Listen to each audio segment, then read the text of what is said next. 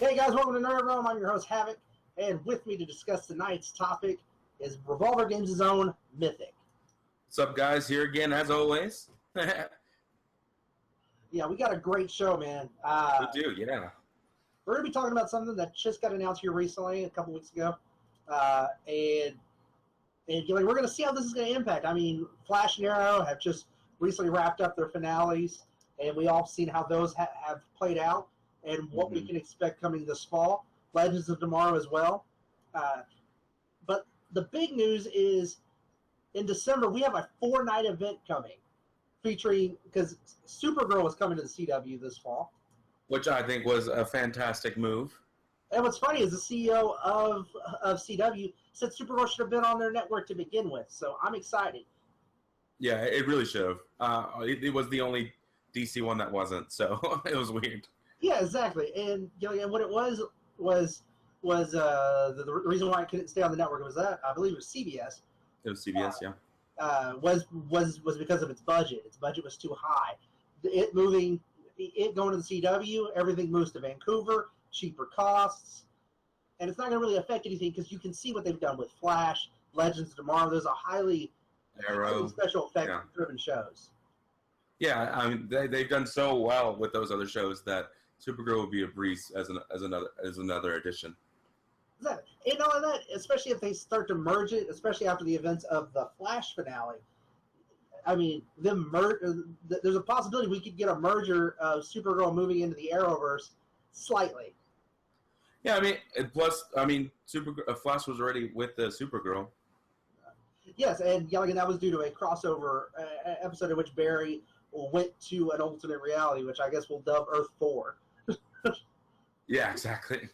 So, but in December, we're getting a 4-night event, like I mentioned earlier. Monday night, we're getting Supergirl. That ties into Tuesday's Flash, into Wednesday's Arrow, and into Thursday's Legends of Tomorrow. It's crazy. Yeah, to do 2-show crossovers, that's cool. But to do 4 shows that are going to cross with each other, think about the logistics. Crazy. That's just crazy. I mean, yes, what's cool is they're all conveniently close to one another. They're all filmed in Vancouver. But just the logistics behind that just is remarkable. Yeah, agreed. It's nuts. And I think the thing is the Arrowverse is separate from the movie universe. Yeah. Yeah, that we know. We know, we're not going to get Ben Affleck or anything because we're not connected to that universe. I mean, but here's the thing, is we have the Justice Society pretty much forming in the Arrowverse, especially after the finale of Legends of Tomorrow. Yeah. I mean, S.H.I.E.L.D. on ABC has been struggling on connecting to the movies really at all, except for a few lines of dialogue. We've yet to get anyone from the Avengers showing up, which I understand the logistics on that due to money and budget. Due to money, yeah. Yeah, they would blow their budget just getting Robert Downey Jr. for one the whole season. Yeah. So I get how Marvel. At least they try to do the whole with dialogue. I mean, as much as they can. I know, but at this point in time, with DC television, stepping up their game in this type of magnitude. I mean, S.H.I.E.L.D. needs more than just dialogue. Yes, they've brought in the Inhumans. I mean, but that's it.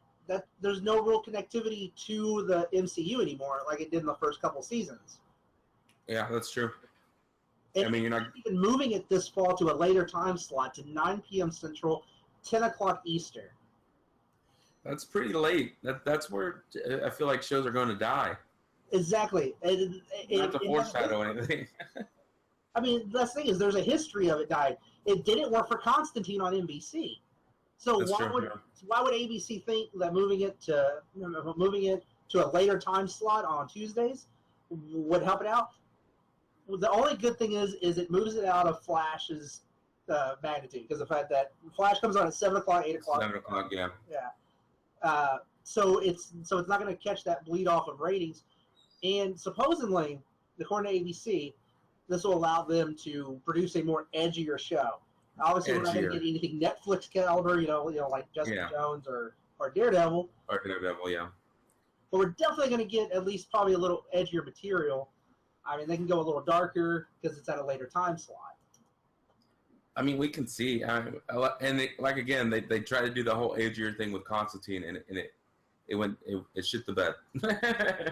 Well, and that's the thing is Constantine. What was great about Constantine was that it produced a little bit of that edge that even Supernatural on CW hadn't been able to produce in a couple of years. Yeah, I guess that's true.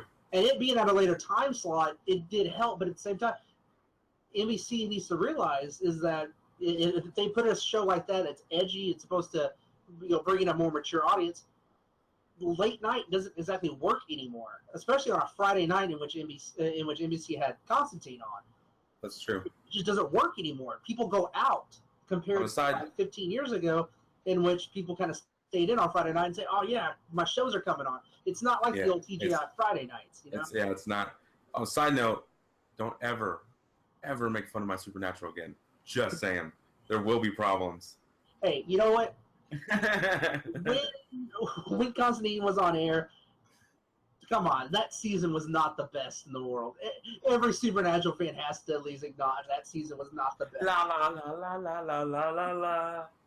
I'm down season 1, and I know when they have a bad season. I love that show. They can do no wrong. Hey, you know what?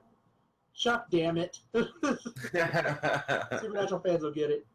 But back to topic here is, so with this DC 4-night event, the logistics behind it is just going to be mind-boggling. I want to see what type of storyline they're going to adapt. What are they going to tell? Especially if they form the Justice Society.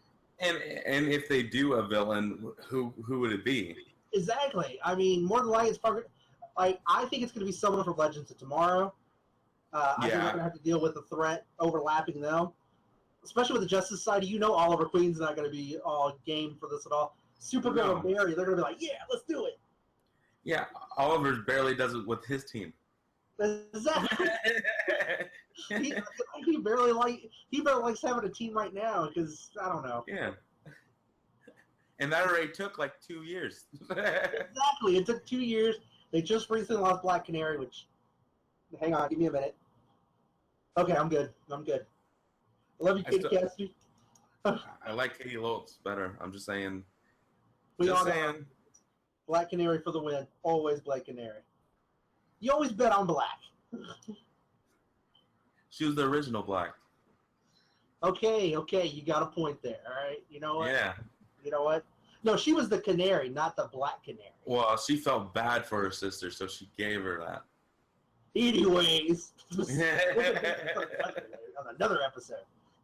But the question remains on this: with ABC Studios and Marvel kind of skipping on Marvel's Most Wanted, which was going to be the spinoff featuring Mockingbird, Bobby Morse, and Hunter, as well as the cancellation of Agent Carter.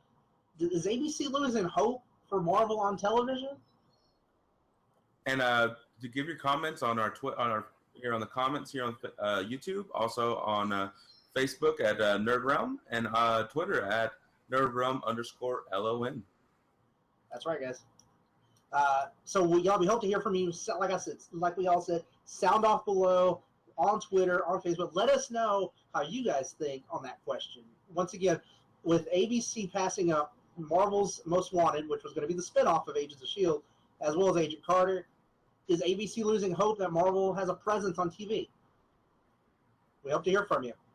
On behalf of Nerd Realm, Revolver Games, Lagging Out Entertainment, and Mythic himself. Yep.